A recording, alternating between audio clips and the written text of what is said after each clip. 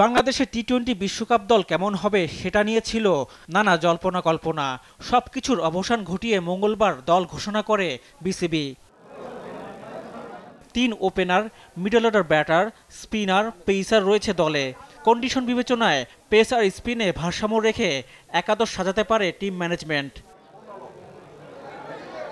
জাতীয় দলের সাবেক অধিনায়ক খালেদ মাসুদ পাইলট মনে করেন, পারফরমেন্সের প্রতিযোগিতা না থাকায় দল গঠনে খুব বেশি চিন্তা করতে হয়নি নির্বাচকদের। অল্প সংখ্যক ক্রিকেটারের মধ্য থেকে ভারসাম্যপূর্ণ দল বেছে নেওয়া হয়েছে। আমি বলবো 15 জনের স্কোয়াডটা খুবই ভালো হয়েছে। যে ধরনের টিম হওয়া উচিত ছিল। রিশাদ সুযোগ পেয়েছে লেগ স্পিনার। ওয়েস্ট ইন্ডিজে আমরা জানি যে ওয়েস্ট ইন্ডিজে একটু কাইন্ড অফ বাংলাদেশের মতো উইকেট হয়ে থাকে, একটু স্পিনি স্লো উইকেট, সেখানে স্পিনার অনেক ভালো সুবিধা করতে পারে। তো সব মিলে সমন্বয়ে আমার কাছে মনে হয় টিম ভালো হয়েছে।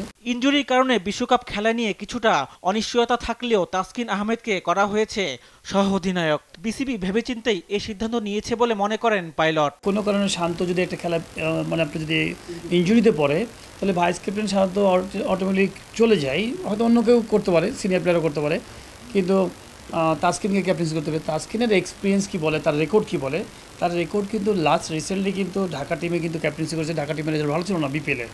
তো সেই এক্সপিরিয়েন্স দিয়ে কিন্তু আসলে জাজ করা খুব কঠিন।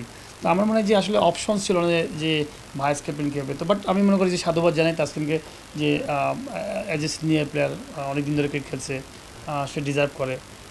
কিন্তু আর বেশি অপশন ছিল না আমার কাছে মনে হয় ম্যানেজমেন্টের কাছে। বিশ্বকাপ খেলতে বুধবার রাতে যুক্তরাষ্ট্রের উদ্দেশ্যে ঢাকা ছাড়বে নাজমুল হোসেন শান্তর দল। রিফাত আঞ্জুম, দেশ টিভি, ঢাকা।